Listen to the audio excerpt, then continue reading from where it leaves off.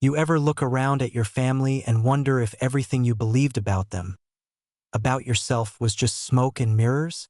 It's wild how a single moment can rip apart the picture you've carried in your head for years. I used to think I knew my folks, my brother, even myself. Thought we were all living our own lives, writing our own stories. Turns out I might have just been a character in somebody else's well-rehearsed play. That thought hit me like a freight train the day I stumbled across a letter hidden behind an old mirror up in the attic. That letter? It flipped my whole world upside down and turned what I thought was a solid family foundation into a twisted web of secrets, lies, and hard truths. But let me take you back to where it all started. I grew up in one of those quiet towns where not much ever really happened. The kind of place that feels like a warm blanket, safe, steady, familiar. Folks waved when they passed by. Everyone knew your name. And if someone sneezed, 3 people down the block were already saying, "Bless you." My family was respected, even admired, I'd say. My dad was a retired army man. Tough as nails, sure, but fair. Mom kept the house spotless, and somehow still made it feel like home. I had a little brother, Daniel, and man, he was always the favorite. I don't mean they ignored me, they didn't. But there was a different kind of glow when he walked in the room. You could see it in their eyes. I never made a fuss. Just did what was expected: school, chores, Sunday dinners, the whole routine. We visited my grandparents every weekend at their old farmhouse, and summers were for fishing trips and lazy days by the lake. It was all so predictable, like a clock ticking away in a quiet room. But deep down, I could always sense it, that something was being carefully kept together, like patching cracks in a wall no one wants to admit is breaking. There's one night I'll never forget. Rain tapping soft on the roof. Not a downpour, just a steady mist that made the world feel still. I was digging through the attic, looking for stuff for a school project on family history. Mom had warned me not to bother with the far corner, said it was full of useless junk. So naturally, that's the first place I headed. Thought I'd find some broken ornaments, maybe a couple old toys. What I found instead was that mirror. It was the kind with a thick wooden frame, once gold-painted, now mostly faded and chipped. Behind it, tucked into the wood, was this folded piece of paper. I figured it was just some scrap, maybe a list or a receipt, but when I unfolded it, something in me shifted. My hands started shaking. It was a letter written in this graceful, confident handwriting, and the first line burned into my brain forever. If you are reading this, then you know something is wrong. The rest was just as mysterious. Talked about a choice made long ago, a buried truth, and asked for forgiveness. No names. No dates. Just enough to throw my mind into a storm. Who wrote it? What secret? What choice? I didn't tell a soul. I don't even know why. It just felt heavy, like I'd touched something I wasn't supposed to. But I couldn't let it go. After that, I started noticing things, little shifts in how folks acted. My dad would tense up when we talked about family history. Mom always seemed to steer the conversation elsewhere if her past came up. Even Daniel started getting quiet, dodging eye contact, like he knew something but didn't want to say. Ever walk into a room and feel like everyone was talking about you right before you showed up? That started happening more and more. I felt like an outsider in my own life, like everything around me had been painted over to hide the cracks underneath. One night, I went back to the attic, hoping there was more. I tore through boxes, looked under rugs, behind old frames. Hours passed. Just when I was ready to call it quits, I found this small wooden box wrapped in dusty old cloth. It was locked, but the latch was weak. Inside were old photographs, more letters, and a locket. The pictures were the kind that stop your heart. There were my parents, younger versions, standing beside a woman I didn't recognize. In one photo, she was holding a baby. My father's hand rested gently on her shoulder. They didn't look like acquaintances. They looked like a family, like something real. And that baby, he looked just like me. That moment split my life in two. I started to question everything. Every birthday, every story, every memory that suddenly didn't feel so solid. Who was that woman? Why was that picture hidden? What kind of truth needed a letter begging for forgiveness? Sleep? Couldn't.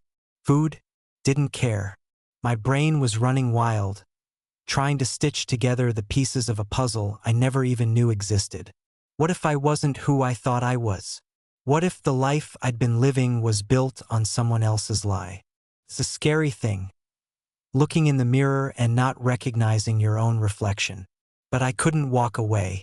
I had to keep digging, no matter how deep the hole went. You ever find out something about someone you love that completely changes how you see them? For me, that was just the start. Stick around. There's a lot more where that came from. That night, after I uncovered those photos and the locket, I couldn't bring myself to go back downstairs. I just sat there in the attic, surrounded by dust and shadows, with only the creaks of the old house for company. My mind was a mess, spinning through every possible version of what this could mean. That woman in the photo, she wouldn't leave me alone. There was something oddly familiar about her. Not enough to place, but enough to stir something deep, like a memory half buried or a face from a dream I never remembered fully. Sleep? Forget it. I laid awake replaying scenes from my childhood, like old home movies on a loop, except now I was watching for cracks. And they were there, hiding in plain sight, like how Mom always hesitated for just a second when I asked about the day I was born. Or how, come to think of it, there were barely any baby pictures of me. A few here and there, starting around 2 years old. I used to think nothing of it. But now those empty spaces shouted at me. The next morning, I made myself play it cool. Sat at the breakfast table like everything was fine. I studied my parents like I was seeing them for the first time. Dad had his usual serious face buried in the paper, brow furrowed like always. Mom bustled around the kitchen, placing toast on Daniel's plate, reminding him to grab an umbrella. It was the picture of normal. Too perfect, like a scene you've watched one too many times. Practiced, polished, pretending. I thought about calling them out, about asking straight up.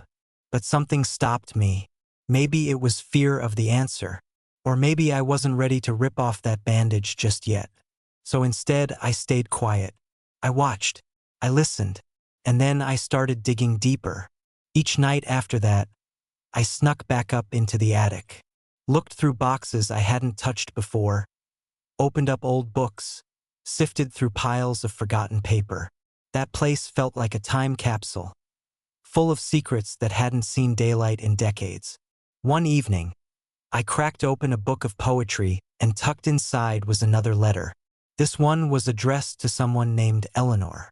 No last name, but the way it was written, soft, personal, full of regret. It gave me chills. It talked about love, about choices made for the right reasons, and the pain those choices left behind. That name, Eleanor, stuck with me. I combed through every photo album, every dusty document in Dad's old filing cabinet. But it was like she'd been erased. Not forgotten. Erased. Someone had made sure of it. Then something unexpected happened. Daniel started acting different. He's always been the confident one, the guy who breezes through life without a scratch. But lately he was off. Quieter. Nervous, even.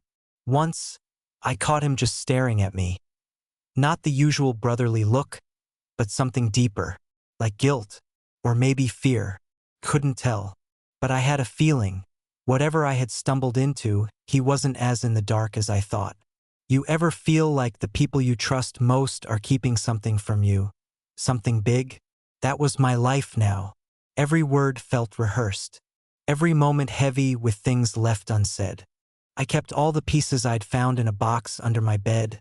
The photos, the letters, the locket. I didn't know what I was going to do with them. Not yet. But I knew they mattered. They were pieces to something bigger. Something I wasn't meant to see. And then, one evening, I heard something I wasn't supposed to. I was on the stairs, halfway down, just out of sight. My parents were in the kitchen, talking low, their voices sharp with tension. My mom said something like, "We have to keep it buried. It's too late to hurt him now." And Dad, his voice steadier, but just as serious, said, "He's not a kid anymore. If he's asking questions, he deserves the truth." I froze. My heart was pounding so loud I thought it might give me away. But just like that, the moment passed. Daniel walked into the room, and the air shifted. Their voices lightened. Fake smiles slid into place, like flipping a switch. But for me, everything changed. Later that night, I finally worked up the nerve to open the locket. I don't know what took me so long, fear, maybe, but I couldn't put it off anymore. Inside was a tiny photograph, the same woman from the attic picture, only younger, softer somehow. And next to her image, under the glass, was a small lock of hair. I turned that thing over in my hands for what felt like hours, trying to make sense of it all. Who was she? Why did they keep her hidden away like some shameful secret? And more than anything, what did her story have to do with me? I didn't have all the answers. Not yet. But I knew I was getting close. And I knew this, whatever truth my family was hiding, it wasn't going to stay buried much longer. After that night, something inside me shifted. It wasn't just curiosity anymore. It was something deeper, heavier. A need. A need to find out who I really was, beyond the bedtime stories and half-truths I'd been fed my whole life. The scraps I had, the locket, the letters, the old photographs, they weren't enough anymore. I didn't want dusty clues and whispered secrets. I needed answers. Straight from the people who had spent years building a life around pretending. But I knew I had to move carefully. So, I started digging where they wouldn't look, public records. I told my parents it was for a school project tracing our family tree. That part wasn't a lie, not entirely. I combed through birth certificates, marriage licenses, anything that might tie back to Eleanor or shine a light on where I'd really come from. Most of it was just names I already knew. Dead ends. But then, buried in a stack of archived documents, I found it. A birth certificate. My name was there. My birth date matched. But something about it didn't sit right. The hospital listed wasn't the one I'd always been told I was born in. The doctor's name didn't line up with the story I'd heard growing up. And then there it was, plain as day. The mother's name, Eleanor Grace. The truth hit like a punch to the chest. Eleanor wasn't just someone my parents had known. She was my mother. The woman from the photograph. The one holding a baby that looked just like me. Suddenly, all the strange details fell into place. The hidden letters, the old locket, the guilt in my parents' eyes. But it also brought up a much deeper question, one I wasn't ready for. What happened to her? I didn't confront my parents, not yet. I was still trying to wrap my head around it. Did they adopt me without telling me? Did Eleanor die? Was she pushed out of my life against her will? I didn't know, and I couldn't trust them to give me the real story, not the whole thing. I started having dreams. Or maybe they were memories, old pieces of my childhood bubbling to the surface. I'd see flashes of a woman's face in the dark, hear her humming a lullaby that made my chest tighten. Some nights I'd wake up with tears on my face, and I couldn't even say why. Part of me started to wonder if, somehow, I'd always known. Maybe the bond between a mother and her child doesn't break. Maybe it just gets buried. Daniel picked up on the change. He started checking in more, asking if I was all right, if anything was going on. I brushed him off, said I was just tired. But something about his concern felt off. It was too specific, too careful. One night, he asked me straight up if I'd been going back into the attic. That stopped me cold. I hadn't told anyone I'd been up there. When I asked how he knew, he just gave me a half shrug and walked away. That stuck with me, played on repeat in my head. Was he watching me? Or was he trying to protect something or someone? The more I thought about it, the more I realized Daniel might not be as clueless as he looked. We'd never been the type of brothers who shared deep talks, but there was always a kind of silent respect between us. Now I wasn't sure what to believe. If he'd known all along, why hadn't he said anything?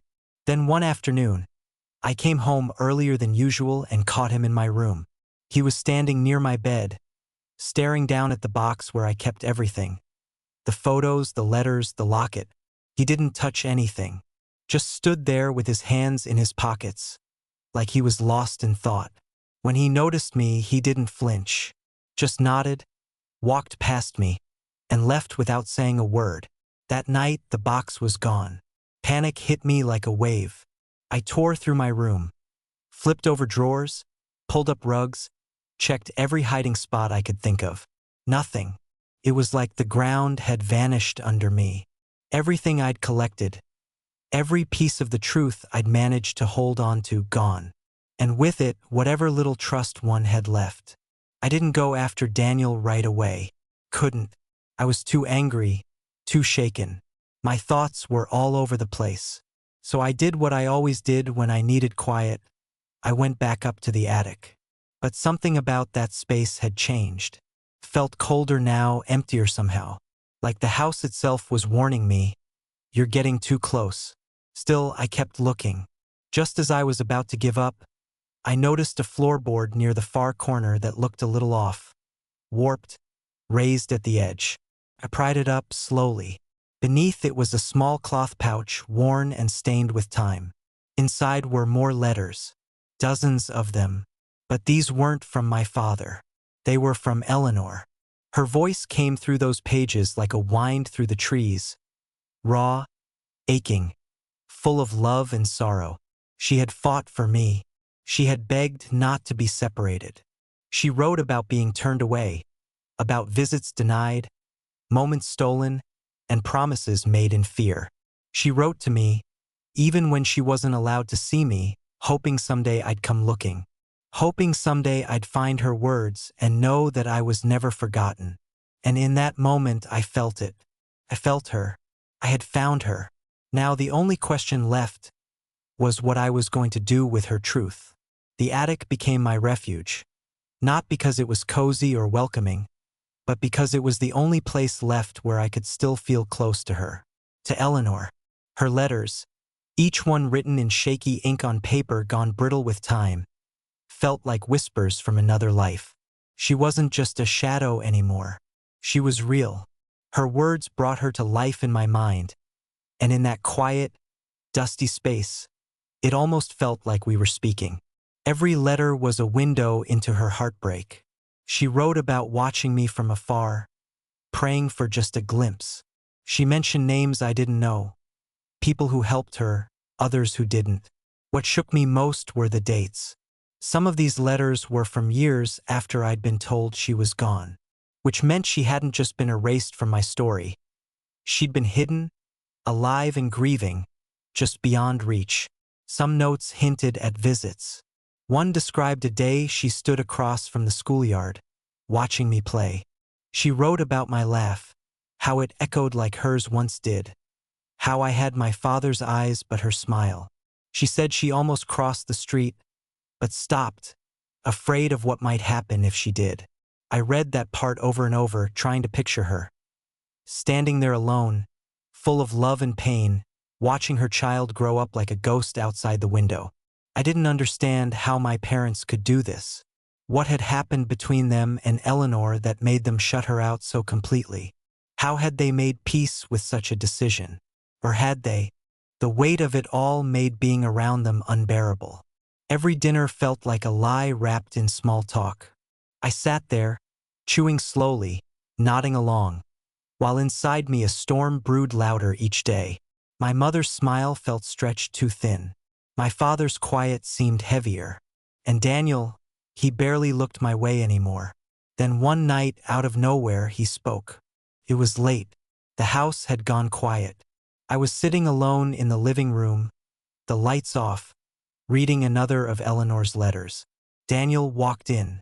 Didn't say anything at first, just stood there watching me. Then he said, barely above a whisper, that he hadn't taken the box.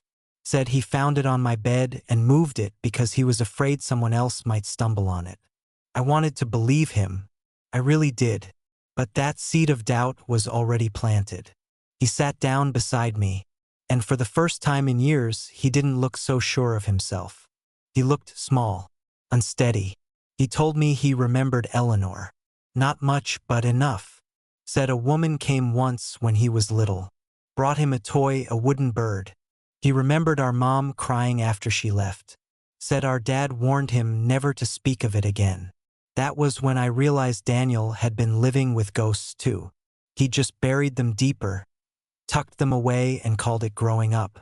But now, with Eleanor's letters laid bare, the cracks in his memory were coming back to life. I showed him what I'd found. Let him read her words for himself. I watched his face tighten.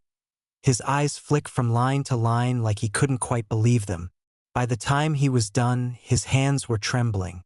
He didn't say much, just stood, said he needed air, and walked out into the night. I let him go. I understood. The next morning, I found the wooden bird. It was tucked in a small box, hidden deep in Daniel's closet like a relic from another world. He hadn't imagined it. She had been there. She had tried. And they had shut her out. That moment changed something between us. Daniel stopped trying to steer me away, stopped pretending it didn't matter. Instead, he asked the one thing I'd been waiting to hear. What are you going to do now?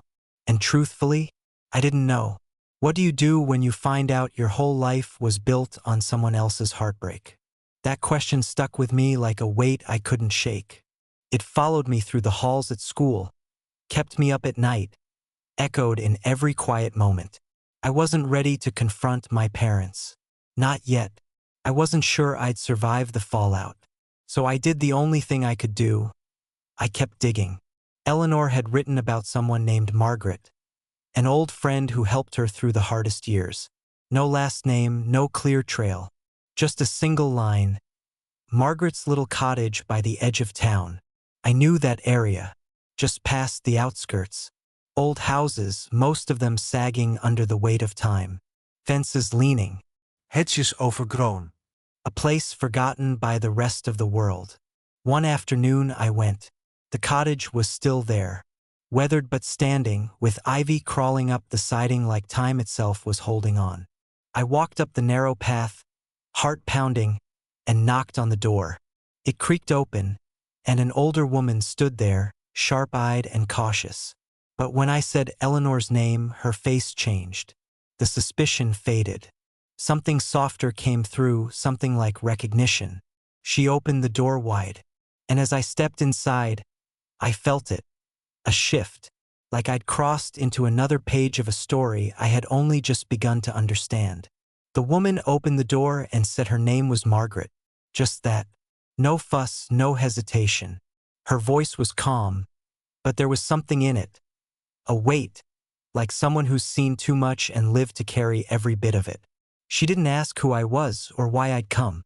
She just nodded once and motioned toward a threadbare armchair near the fireplace. The place smelled like lavender and old books, peaceful. But inside me, the storm hadn't let up. It roared just beneath the surface, pressing against my ribs. Margaret disappeared into the kitchen for a moment and came back with 2 cups of tea, steam curling between us like the ghosts of unsaid things. We sat there in silence for a long time. Then, with no prompting, she said something that stopped my breath cold. "I've been waiting for you," she said. "Didn't know if you'd ever come." And just like that, she began to speak Eleanor's name. She talked about her with a kind of gentle reverence, like someone remembering a melody they never quite forgot. Said Eleanor had been bright and kind, soft-spoken but strong when it counted. She had dreams. A home, a child, a quiet life, but life hadn't been kind. There was love once, real love, but it got twisted up in family politics, shame, and secrets. Margaret never said my father's name. She didn't need to. I already knew. She told me Eleanor had been pushed aside, that promises were made and broken in the same breath. Eleanor hadn't given me up willingly. She was told she'd have time, that there'd be contact, a chance to be present. And then, nothing, just silence, doors shut, phone calls unanswered. It hurt to hear. I could barely picture what that must have felt like. To carry a child, love him before he was even born, only to be told you couldn't be part of his life. Margaret said Eleanor wrote letters almost every day. Some she mailed. Some she kept. Some, she admitted, were never meant to be seen.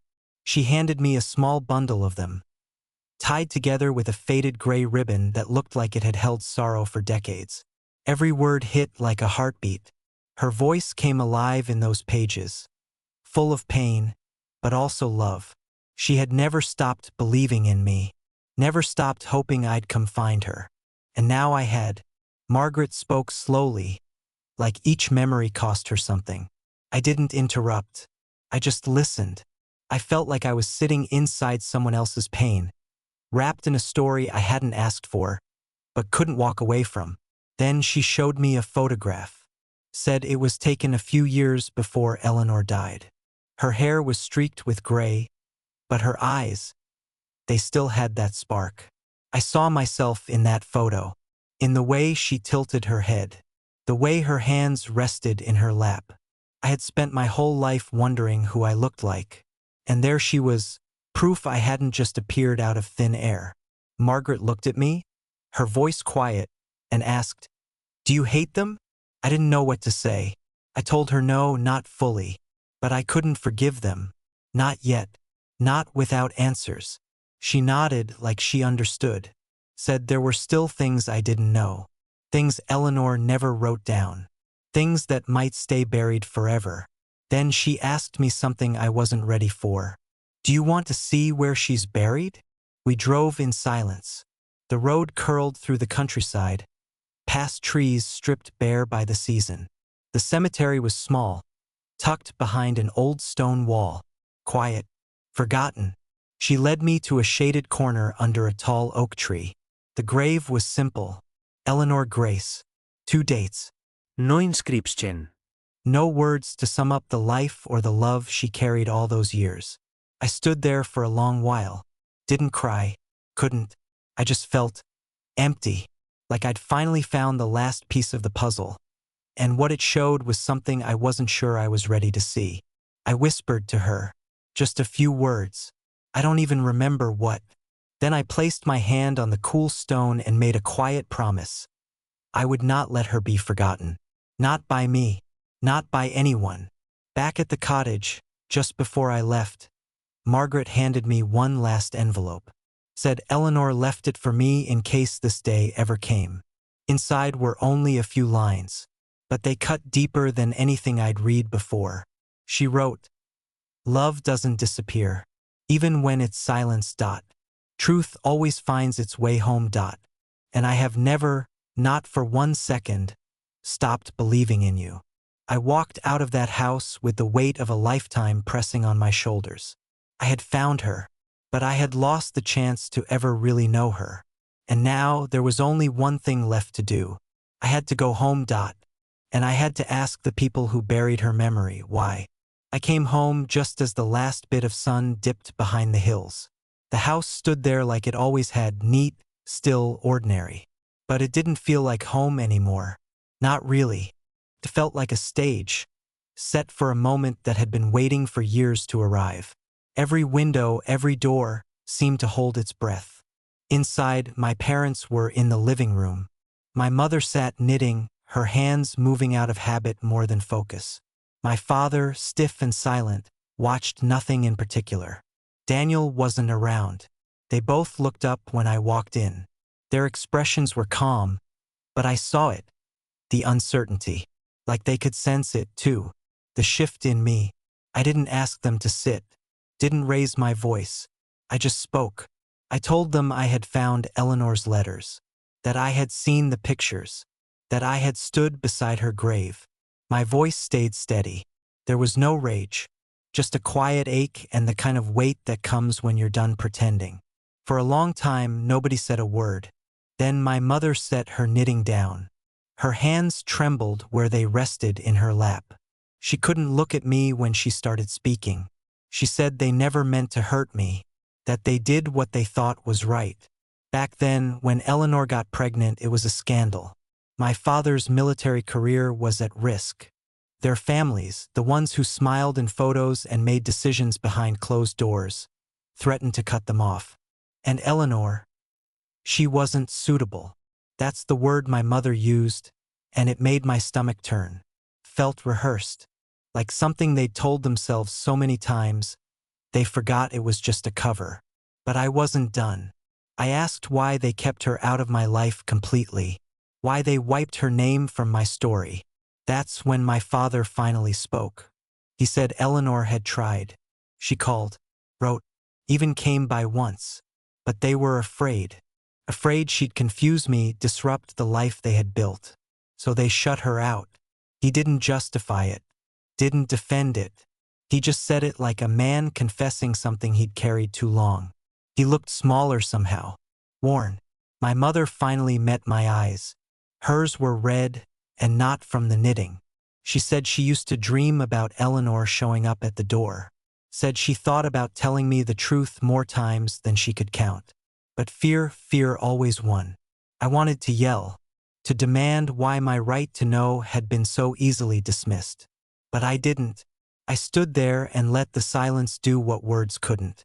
After a while, I asked one last question, if they had ever loved Eleanor. My father said nothing, just looked away. My mother whispered yes, and somehow that made it worse, because if there had been love, how could they bury it so deep? That night, I sat in my room with Eleanor's final letter in my hands, the one Margaret had held on to all those years. I read it again, line by line. She said I was born out of love, even if I was raised without the truth. She said love doesn't vanish, not really, not even when it's silenced. I didn't sleep. By morning, the sky had just started to bloom with color. I wandered through town, my thoughts drifting like smoke. I found myself standing outside my old school, looking at the playground. I tried to picture her there, Eleanor, standing across the street watching me play, watching the son she wasn't allowed to hold. Did she know back then that her place in my life would be stolen from her? And now that I knew everything, what was I supposed to do with it? Forgiveness didn't come easy, still doesn't. But I knew one thing for sure. I didn't want revenge. I didn't want to tear down the life I had. I just wanted to bring Eleanor back into it, to give her the place she deserved, to carry her truth forward. When I got home, I climbed up to the attic one last time. I cleared a space, gentle and deliberate. I laid out the photos, the locket, the letters, everything. I arranged it like a memorial, not one of grief but of recognition, a homecoming. And for the first time in my life, I said her name out loud. Eleanor. I didn't whisper it.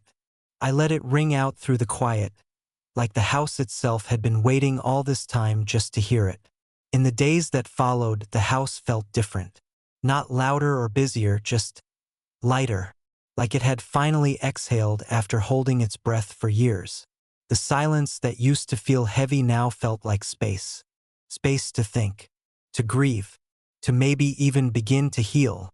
I hadn't forgiven them, not really, but the pretending was over, and that alone brought a kind of peace.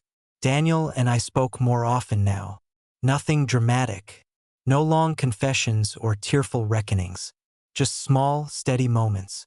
He'd sit beside me while I sorted through Eleanor's letters. We'd walk the neighborhood at dusk, not saying much, but understanding each other in ways we never had before. Grief had redrawn the map between us, not as a wall but as a shared road. One morning, Daniel asked if I would read a few letters out loud. Said he wanted to hear her voice, even if it had to come through mine. So we sat in the attic, backs against the wall, dust floating in the shafts of light. I read her words slowly, letting them breathe in the room that had once held so much silence. And for the first time, Daniel cried. I didn't reach for him, didn't speak. I just let him have that moment. He had buried so much just like I had. We were both living with the same wound, we just scarred over in different ways. At the same time, I started writing. I didn't plan it, didn't even notice it at first. But every night, I'd end up with a pen in hand, filling a notebook page by page. Not just with what happened, but how it felt. The confusion, the ache, the strange, persistent hope that refused to go quiet. It all poured out like something that had been waiting its whole life to speak. Writing helped me rebuild something inside myself. I didn't know if it was a book, a journal, or a letter to Eleanor that would never reach her. Maybe it didn't matter. Maybe the writing itself was the healing. My mother kept her distance. She didn't say much, but sometimes I'd see her standing just outside my door, not moving, just listening. One day, she left a photo album outside my room. No note, just the book. Inside were pictures I'd never seen. Me as a baby, Eleanor holding me in the hospital, her eyes tired but shining. In the margins, my mother had written notes. Little memories, bits of regret, quiet explanations she didn't know how to say out loud. We never spoke about it, but I kept the album. You ever had to put yourself back together? Piece by piece, like you're sifting through what a storm left behind? You don't always know what's worth keeping, what's too broken to fix, or what might still become something beautiful. But you sort through it anyway. You keep going. You try. And somewhere in the middle of all that, without realizing, you start to feel whole again, just in a different shape. One afternoon, I visited Margaret. She opened the door like she had been expecting me, calm and steady as ever. I handed her a copy of something I'd written, a short piece about Eleanor. I hadn't planned to share it, but something in me knew it belonged with her. She read it in silence, then held it to her chest like something precious. She didn't cry, but her voice cracked when she spoke. She said that telling Eleanor's story, even if it was just to a few people, meant she hadn't been forgotten, that her love, her fight, her quiet strength would still echo somewhere. I asked if she thought Eleanor would be proud of me. Margaret didn't even hesitate. She is proud, she said. Always was. On the way home, I passed the old park. The swings creaked in the breeze, just like they had when I was a kid. I sat down and watched the sun dip behind the trees, the sky turning that perfect shade of orange that always feels like goodbye and hello at the same time. I thought about Eleanor, about the years we'd lost, the birthdays missed, the hugs that never happened. But I also thought about the way I found her, not all at once, but slowly, through words, through others, through the ache that somehow still carried love. And for the first time since all this began, I smiled. Not because everything was fixed, not because the pain was gone, but because I wasn't alone in the truth anymore. Autumn came early that year. The trees turned gold before September had run its course, and the air smelled like wood smoke and fallen leaves. There was something comforting about it, like the world itself understood I was shedding one life and stepping into another. Everything around me seemed to be letting go, and I guess in my own way I was too. At school, I kept mostly to myself, not because I was sad, just full. My thoughts were heavier now, not in a bad way, but in a way that made me see everything more clearly. People, the things they carry, the way they hide their hurts, that kind of awareness softened me, made me slower to judge, more patient. Daniel was changing too. He didn't avoid Eleanor's name anymore. He started asking about her, not just the facts but the little things, what she sounded like in her letters, what she dreamed about. So we began reading through them together one by one. Some made us smile. Some were so raw with longing that I had to stop and catch my breath. One afternoon, we read a letter where she wrote about birthdays she never got to see, about brushing our hair, about hearing our laughter from afar. She said she didn't want us to grow up perfect, just kind. That word settled into the air like dust in sunlight. It stayed with us. Kindness. It felt like the only thing strong enough to hold all this together. After that, Daniel opened up more. He talked about the tension he'd always felt in the house, the fights behind closed doors, the moments he couldn't explain but always remembered. He told me about a time he heard our mother sobbing in the garage after a phone call. He said he never knew what it was about until now. And now he believed it had been Eleanor. We weren't rewriting our past to blame anyone. We were trying to understand. Then one Sunday morning, I asked our mom if she'd go with me to visit Eleanor's grave. She paused. Her hands tightened around a dish towel like it was the only thing holding her steady. But after a long, quiet breath, she nodded. We drove through the back roads, past trees burning red and orange, neither of us speaking. When we got there, I let her go first. She stood there for a long while in front of the headstone. She didn't say a word, just brushed the fallen leaves away, her fingers slow and careful. Her shoulders trembled once, just once. Then she turned to me, eyes glassy, and whispered, "I'm sorry." She didn't say for what. She didn't have to. Sometimes presence is enough. That visit changed something in her. Not instantly, but it was like a frozen part of her started to thaw. She began asking questions. Quiet ones. Did Eleanor smile a lot? What kind of books did she like? Did she sing? And I realized she was grieving now. Not just Eleanor, but the time, the silence, the years she'd never get back. A week later, she handed me an old leather-bound journal. Said it was from the year before I was born. Pages and pages in her handwriting, raw, unfiltered. Her thoughts from when Eleanor was still in our lives.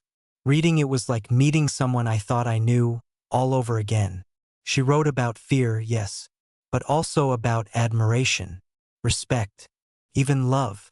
She talked about holding me for the first time, how it felt like I was someone else's child and hers at the same time, how that terrified her, how it changed her. It wasn't easy to read, but it helped me see her not just as my mother, but as a woman, young, unsure, caught in something bigger than she could control. Funny how we forget that about our parents. That before they were anything else, they were people, flawed, scared, doing their best. I still didn't have all the answers. I probably never would. But I was starting to see that maybe answers weren't the point. Maybe love isn't always about understanding everything. Maybe it's about carrying the truth, each other's truth, even when it's heavy. And in that, something like healing begins. Eleanor left behind her letters. But now, we were finally writing our own. Together. The closer I got to what felt like the end of Eleanor's story, the more I realized it wasn't really an end at all. Grief doesn't tie itself up in a neat little bow. Neither does healing. They twist and win their way through you, looping back when you least expect it. In the middle of a conversation, on a walk, in a song that sneaks up on you. Sometimes it's a scent in the air. Sometimes it's nothing at all. Just a feeling. That fall, I spent more time in the attic than I ever had before. But I wasn't searching anymore. I wasn't looking for clues. I was just being. The letters sat neatly bundled in a wooden box on a low shelf, sorted by date, worn at the edges. Every so often, I'd pick one at random and let Eleanor's voice carry me for a little while. Daniel started coming up with me. He'd bring snacks, music, sometimes just his quiet. The attic became our place, not for digging through the past, but for living in it a little. We weren't the golden child and the overlooked one anymore. We were just two people trying to understand how we got here. One day I had an idea we should record ourselves reading the letters. Maybe, I thought, if we gave her words a voice, they wouldn't just belong to the past. Maybe they could reach someone else someday. Daniel liked the idea. So with an old mic and a borrowed laptop, we started. Letter by letter, voice by voice. The first time I read one of her harder letters, the kind that clutched your chest, my voice cracked. Not because I didn't know the words. I'd read that one before. But something hit different this time. It wasn't just her memory I was holding. It was mine now too. Inherited. Claimed. One evening, I decided to play a recording for our parents. I knew it was a risk, but I wanted them to hear her. Not just as a name from a painful chapter, not just as a mistake or a ghost. As a person. As a mother. As a woman who had loved and lost and refused to forget. The room went still. My mother's eyes welled up, hands clutched in her lap.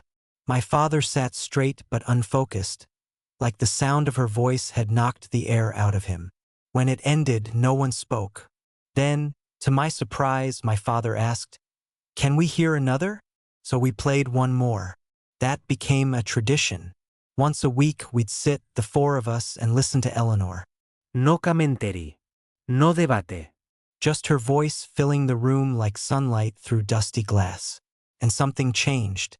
Have you ever noticed how stories, even the hard ones, can become bridges? The more we listened, the more the silence between us softened. My mother started opening up about her mother, a woman I barely knew, but who'd left behind deep shadows. My father confessed he'd never learned how to love well. He grew up in a home where emotion was weakness and silence was survival. It didn't erase the past, but it helped explain the silence. And that was a place to begin. One night, after a particularly tender letter, one where Eleanor imagined me as a teenager chasing fireflies along a riverbank, my mother asked if she could keep a copy. I printed it the next morning. She framed it and placed it by her bed. She told me it helped her sleep. We were still a family full of fractures, but something had shifted. The cracks were no longer things we hid. They were where the light got in, like that Japanese art kintsugi, where broken pottery is repaired with gold. Still broken, but no longer ashamed of it. At school, we were assigned a personal essay. I didn't even hesitate.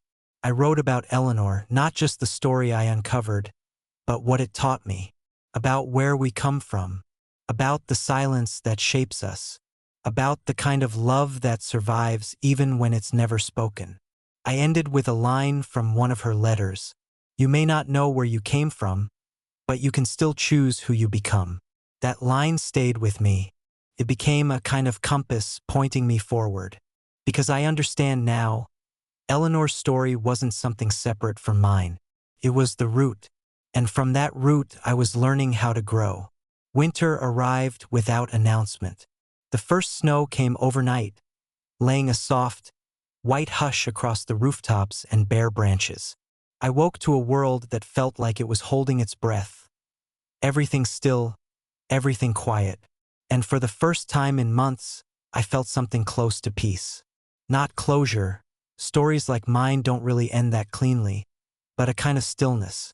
One that let me breathe deeper. I stepped outside barefoot onto the porch. The cold bit at my skin, sharp and real. The sky above was pale and clear, and every surface shimmered like the earth had been touched by light itself. I thought of Eleanor. Of all the winters she must have spent wondering where I was, what I looked like, if I was warm, if I was laughing. I whispered, "Thank you," into the wind. I don't know who I was speaking to, her, the world, maybe myself. The holidays came, and the house felt different this year. Not because everything was fixed, but because nothing was fake. We didn't try to force the old traditions. We made new ones. Simple dinners, wandering conversations, the kind of laughter that comes from someplace honest. Felt like beginning again. My mother gave me a scarf she'd knitted in Eleanor's favorite color. She didn't say a word about it, but I knew. My father found an old cassette player and started digitizing our home videos. Tapes I didn't even know we had. In one of them, I saw a shadow move across the frame. A figure in the background, just out of focus. I watched it again and again. I was sure it was Eleanor. Maybe it was. Maybe it wasn't. But I chose to believe it was. Margaret came by once during the holidays. She brought cookies in an old tin and a small framed photo of Eleanor as a girl. We placed it on the mantel beside all the other family photos. No one said anything. It belonged there. Daniel surprised me with something, too. A short film he'd been working on, a kind of documentary, using the audio we'd recorded of Eleanor's letters. He added soft music, voiceovers, slow transitions. Said it was for school, but I knew better. He showed it at a local community event. When it ended, the room was silent, the kind of silence that holds meaning. Afterward, a woman came up to me, said the story reminded her of her own. A sister lost. Secrets never spoken. She said thank you, said it helped her feel less alone. And that's when I realized Eleanor's story wasn't just ours. It was everyone's. Every family has something tucked away. A silence. A shadow. But when we speak it aloud, when we bring it out from the attic and into the light, something remarkable happens. We don't erase the past. We honor it. And in doing so, we begin to heal. So I kept writing. Not because there was more to uncover, but because I was still learning how to live with it. I wrote about Eleanor, about Margaret, about the attic and the letters and those long nights filled with doubt. I wrote about the first time I said her name out loud and how everything changed after that. I wrote about love. Not the kind from fairy tales. The real kind. The kind that holds on through absence, through hurt, through years of silence. The kind that waits. I don't know what comes next. Life's messy like that. But I do know this, I carry Eleanor with me now. Not as a mystery, not even just as a memory, but as part of who I am. Her strength, her softness, her words, they walk with me. In every step. Sometimes I still go back to the attic. Not to search, not to read, just to sit, to remember, because some stories don't end. They echo. And in that echo, we don't just find what was lost, we find who we've become. Thank you for walking this road with me. And if there's a silence you've been carrying, maybe it's time to let it speak.